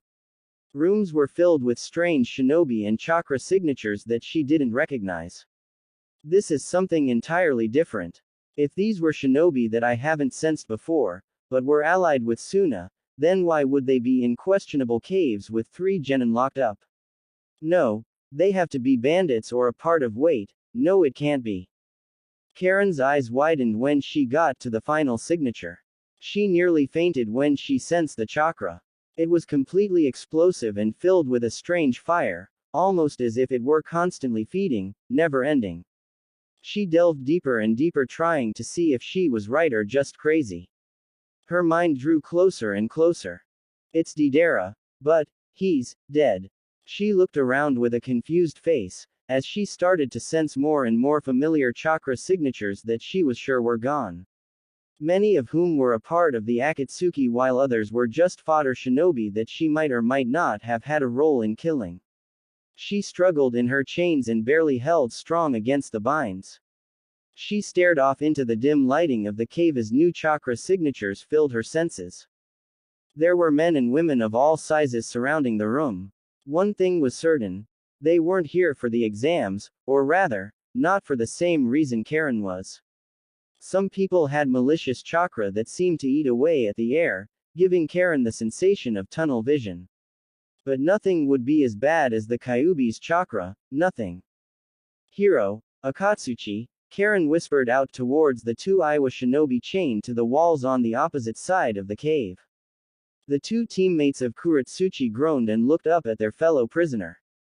Akatsuchi had a massive cut over his large nose with a dangerous-looking gash over his forehead and a black eye. Hiro was disheveled with a few scars on his cheek, but otherwise fine. The two were chained quite loosely. Well, Akatsuchi was just too damn fat for the chains that these bandits had, so they wrapped chains around his arms and body, completely restraining the fat man. "Are you two all right?" Karin groaned. "Just a headache is all," Hiro replied. "Do either of you remember what happened?" "Where are we?" "From what I can tell, it's a hideout for some bandit group, or something of that sort," Karin replied. "I am sensing a lot of chakra signatures in all directions, many are quite large and probably Junin-leveled reserves."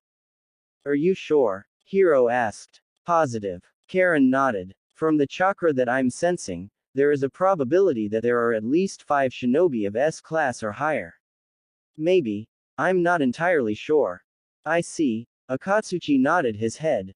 "Well, these bandits haven't done their research well, it seems." "What do you mean?" Karin looked at him with a confused look. "These are wrought iron chains. They can be easily broken with my ninjutsu." Akatsuchi smirked. "Just watch Karin-san."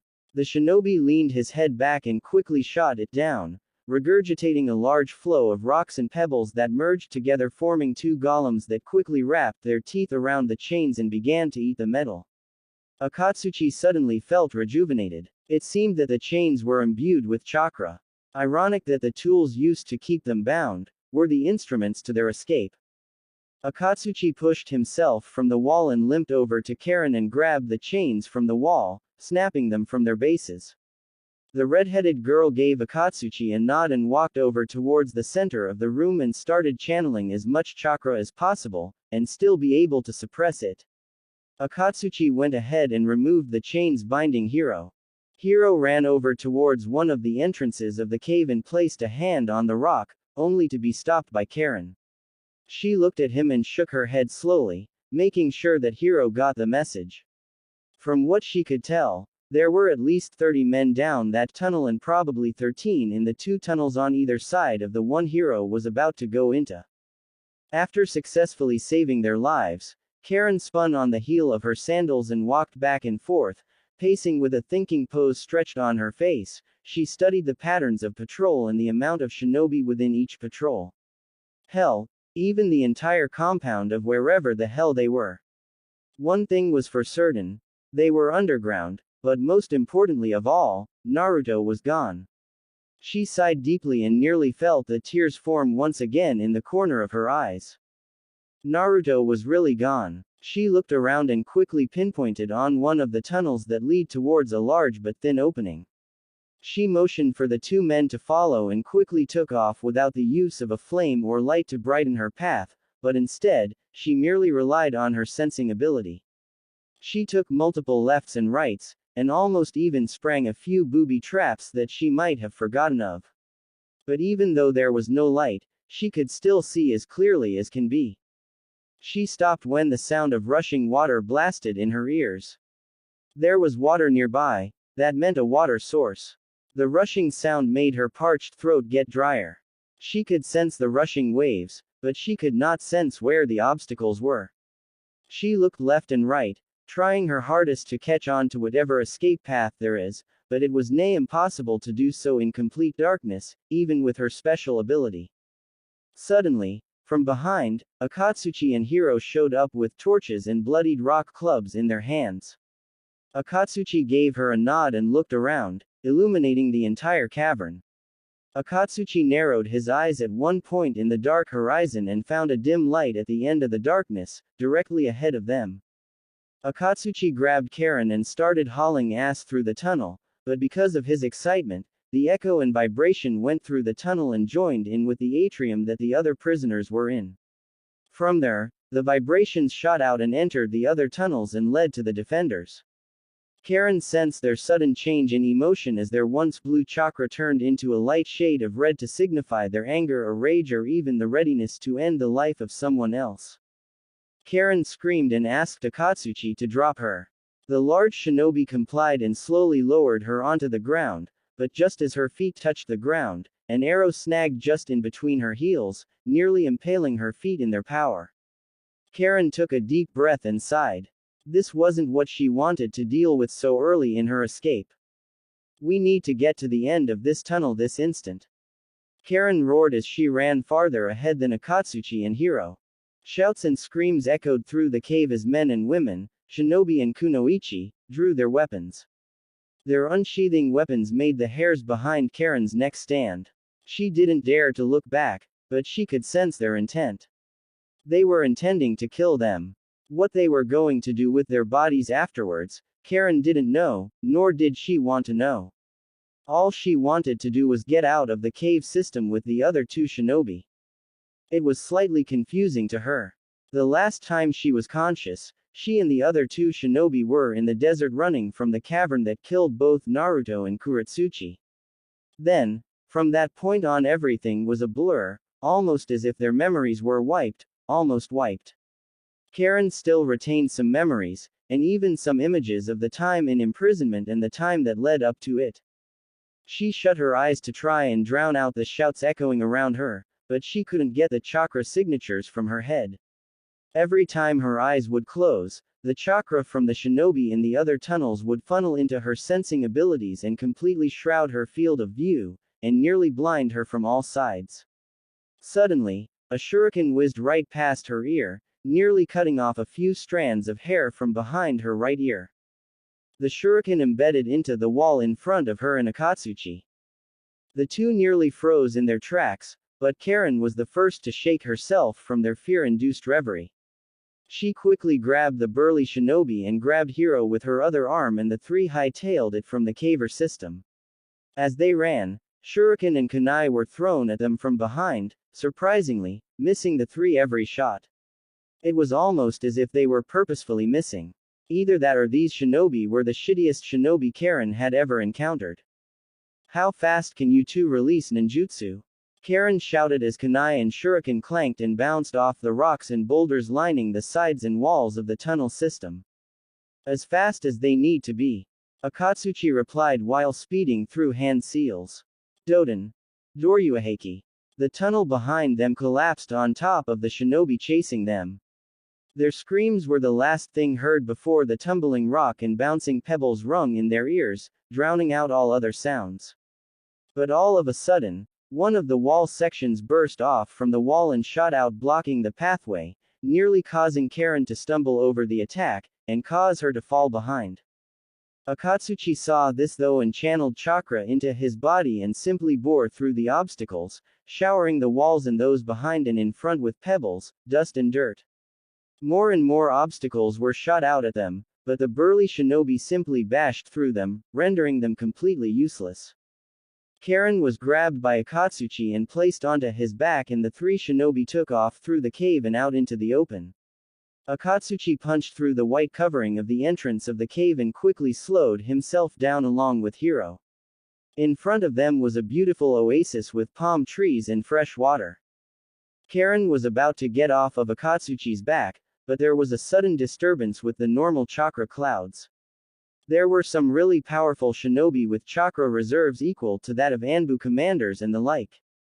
The most powerful of them all was apparently staring at him through his training. The girl quickly pushed Akatsuchi forward as one of the powerful chakra signatures shot a fire technique at the three. In a sorry attempt to fight back, Karin missed with one of her lesser shinobi attacks while Hiro and Akatsuchi were shooting rocks and boulders in different direction, or at least whatever direction Karin said that the enemies would be in. No one could tell for sure, but since Karin was known for being a censor, they knew that she was most likely going to be fine. 10 hours earlier, scorpions of varying size wandered through the desert sands, picking at different rodents that chose to come out at this time of the evening. The sun was falling and heat was fleeting.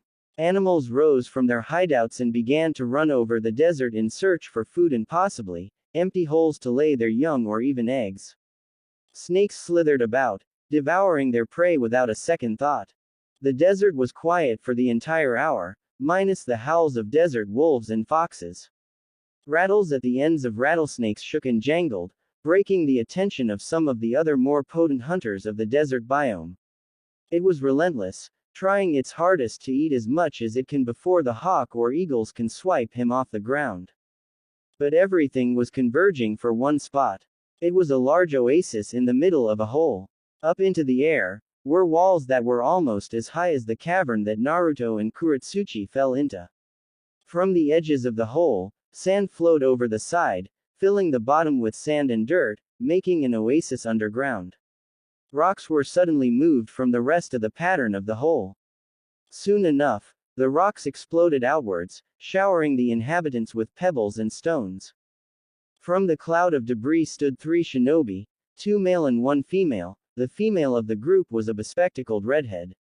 The other 2 were average men of Iowa. One was a 6-foot-tall boy with a fat build and a nose to match. Next to him was another boy, but he instead was only about 5 feet and 3 inches with a normal-sized nose and dark black hair. They were covered in dirt and small scars, but they were managing. Karin took a deep breath and shut her eyes and gasped with surprise. They weren't being followed anymore. It seemed that whoever held them captive gave up on them escaping. It was definitely something she was looking forward to. Karin opened her eyes and motioned for the 2 Iowa shinobi behind her to follow.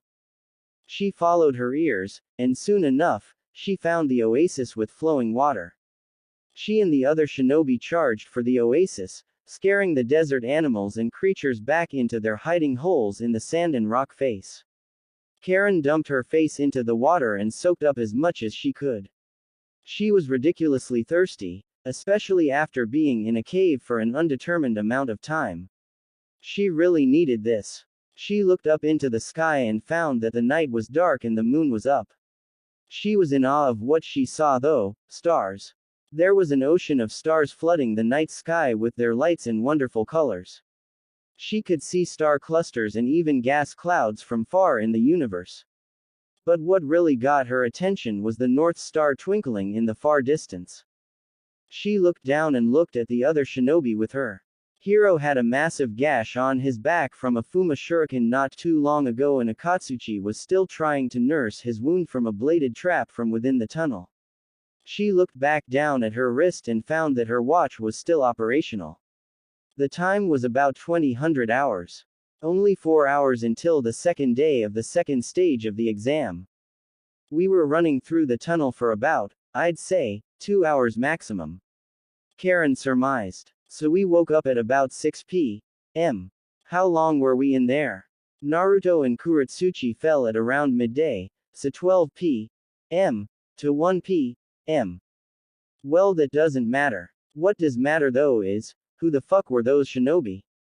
And what were they doing with dead nuke nins? Karin kept thinking but shut her mind off and dunked her face back into the clear water of the oasis. She shot her head from the water and ran a hand through her hair to help dry it off a bit, but suddenly, a blast of emotion shot through her body. It overwhelmed her at first and nearly caused her to topple over and into the water of the pool. Her eyes were wide. She pushed her glasses up to the bridge of her nose and focused on the emotion. It was like laughter or even happiness. There was some worry and even some wariness in the emotions, but it was so amazing, Karin couldn't ignore it. She gathered some chakra and soon enough, tears began to fall. She gripped her head and collapsed onto her knees as the emotions grew stronger and stronger. Her chakra fluctuated in a way that said it was excited. The emotions were surrounding her like a warm blanket. But she continued to cry. She gripped her head tightly, trying to make sure that she was fucking up. Her face scrunched up as the tears fell harder and added to the oasis pool. She bit her lip softly and tried her hardest to hold back her hiccups. She trembled and shook. There was only one person who had emotions like that.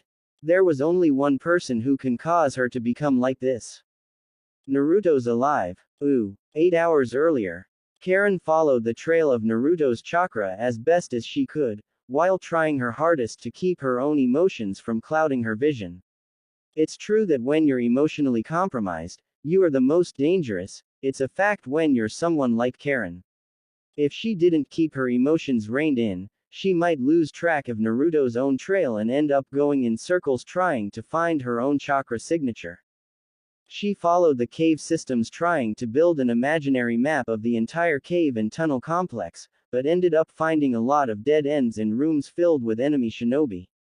She placed her hand against the walls and sent out a small chakra burst to act as a sonar wave. She sensed the chakra bounce around and wash over rooms and over other tunnels, but there was one that the wave's chakra moved faster over and even went around a few times before returning back to her. If it's moving that fast, there's only one meaning: fire. Karin placed her fingers underneath her chin and went through the informations for a few moments and looked back down at her watch. It was 11 p.m. The moon was almost right above them and was already blaring down onto the hole in the ground and started illuminating the tunnels, making them start to lose their way once more. This place is a death trap, almost as if it was designed to make unwanted visitors or hell, even prisoners like us, to never make it out alive. Karin groaned. I need to get to the other room and help Naruto and Kuretsuchi. We need to get the fuck out of this godforsaken hole of a trap and get to the cages and tell them of what happened. She followed a path that was barely visible, and almost seemed like another dead end, but Karin motioned for the two shinobi with her to follow anyway. They were nervous, especially since they were burning through nighttime that could be used for sleeping. Akatsuchi was carrying a sleeping hero on his back while the three traveled through yet another tunnel. This was probably the shittiest test Karin has been in. Even memorizing Orochimaru's underground complexes weren't this fucking hard. Karin kept at it though, and led the two shinobi behind her to the best of her abilities. Her crimson-red eyes examined each rock and each crevice trying to make sure that she didn't miss any hidden rooms or even hidden switches. Suddenly, a warm and powerful gust of chakra hit her, making her knees weak. Naruto was smiling. She could sense his dream and how calm it was. Her mind, too, became hazy and almost unresponsive, but that didn't matter. She turned back to see Akatsuchi and Hiro plopped against the wall, fast asleep with a blanket over themselves. Might as well sleep too. Karin yawned and yet another wave flowed over her, this time, blowing her from her feet and onto her back.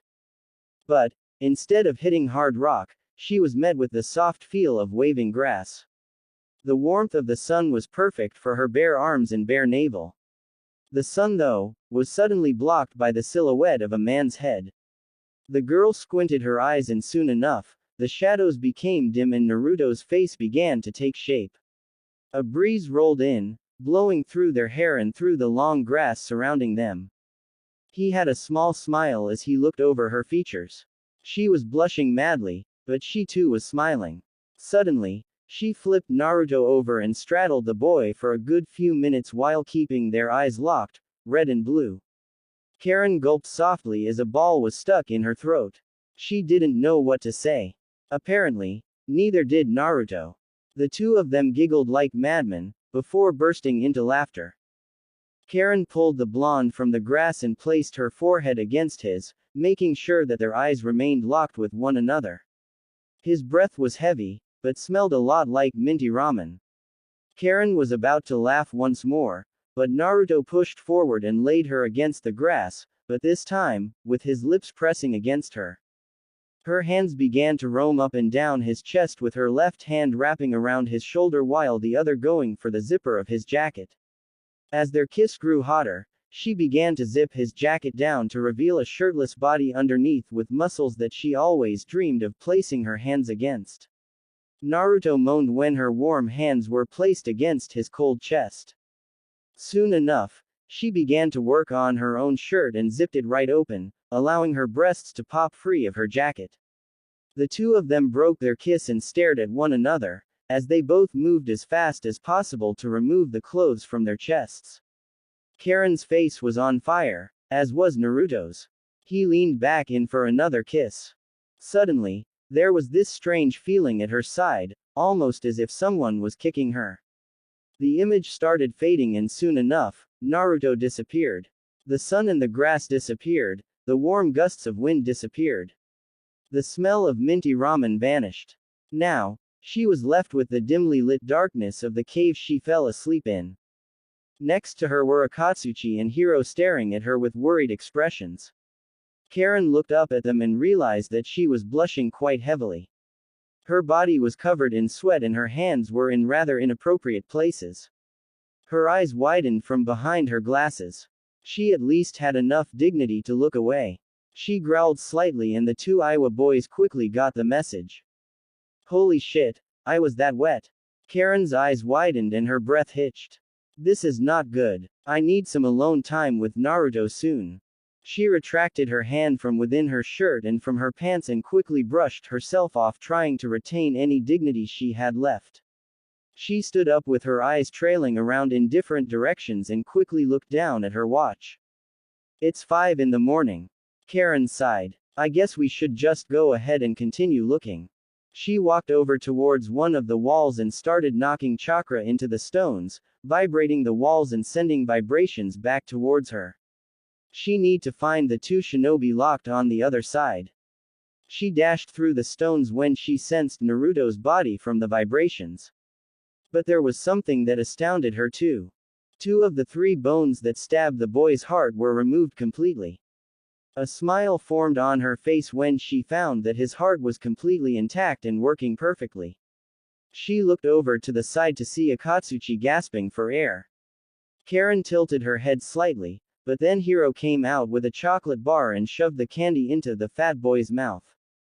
That was exactly what I needed. Akatsuchi sighed. Oh Kami, he's exactly like Choji. Karin said with wide eyes. She shook her head and walked ahead of the 2 boys, knowing that they were probably still tired. She traced her hands against the walls and followed the trail of chakra she sent out. There was a sudden spark in the back of her mind. She took off into the rocky cavern while calling for the 2 shinobi behind her to follow. They groaned and stumbled to their feet, but they quickly realized that Karin was way ahead of them. Present time. Karin was running for almost 3 hours straight, much to the ire of the 2 Iowa shinobi. She punched through walls and rocks with strength that she only reserved for when she was pissed off, and she had successfully terrified the 2 boys with not only her strength, but also her innate babbling. The poor redhead was shouting incoherent words and indecipherable sentence structures, which had the 2 boys worrying about her mental state. She jumped up when she sensed that Naruto's chakra was getting stronger and stronger. She cocked her fist back and rammed it into a wall, just a few yards away from the blonde. Once the debris cleared, the girl plowed through the smoke and rolled out into the rocky floor below. Once she gained her footing back, she looked back up through the sky and realized that it was once again morning. The sun was barely able to light the caver because of how deep it was. Looking around, she could smell a fire and the remnants of what seemed to be rabbit or some form of meat. She motioned for the 2 shinobi behind her to follow and kept her back to the cavern walls. She threw up the tiger hand seal, and received a better picture of Naruto and Kuretsuchi's situation. As it was, Kuretsuchi had successfully awoken Naruto from his sleep. But there was a shout of pain, and Naruto's chakra rippled and went haywire. The chakra signature went in all directions, almost as if something had just been stabbed through his body. Karin focused as the 2 shinobi took off for the others. Her eyes widened once more. Tears fell as the pain from the bone seared into her heart. I have to hurry to him. Oh shit. Naruto. Kuretsuchi cried out. What's wrong? What did I do? Nothing. Kuro-chan, it wasn't your fault. Naruto groaned as a large trail of blood flowed from the corner of his mouth and onto the ground below. Don't worry about me, I'll be fine. Kushina, The bone. Don't tell me. It's pierced the aorta. Wait a second, it's that teammate of Naruto-kun's. Kushina replied. She's gonna heal him. Karin slid down on the rocky floor and grabbed Naruto tightly. The boy was quickly losing consciousness and blood. She rolled up her sleeve and forced Naruto to sink his teeth into her arm. The effects were instantaneous. Naruto's once sickly-looking appearance was quickly replaced with that of a tanned and completely healthy-looking blonde. Karin struggled to keep from moaning, but she couldn't help it. It escaped her mouth, but only Kuretsuchi could hear it. The redhead was also blushing quite brightly. But within a few moments, Naruto's blood stopped leaving his body and his chakra had returned to normal. His breathing wasn't as rugged, and his heartbeat was nice and smooth. Karin sighed in relief and laid the boy down onto the ground. Rest up a bit. She looked up at Kuretsuchi with a nod and sat down against the wall of the cave. Naruto suddenly started snoring. Karin looked off into the cavern trough and sighed in relief. Thank you, Karin. Kuretsuchi sighed. I was about to start freaking out. Nah, there's no need for that. Karin leaned her head against the wall and pulled out a food bar. It's been a while since I've been able to eat. Akatsuchi. Hero. Kuretsuchi cried out. They're okay. What happened to you two? We don't know, Kuretsuchi. Akatsuchi replied. We need to get a message out to the cages. There's something else going on in this desert. I almost forgot. Karin sighed. We were somehow captured by who knows who, but we broke out about, 12 hours ago. What were their ranks? Kuro quickly asked. Many had Junin or higher leveled chakra reserves. Karin replied with a sigh. We're in no place to be traveling as of yet. He might not be your teammate, but Naruto is mine. If you intend on fighting those guys, you'll need both of our help. What makes you think that? Kuretsuchi asked, slightly peeved by what Karin was implying, or at least what she thought she was implying. Naruto-kun and I have the ability to sense where our enemies are. Karin replied. I am also a great healer, as seen with what I did with Naruto. So? Kuretsuchi growled, knowing that she had lost. So we wait for Naruto to wake up, or you three can get killed.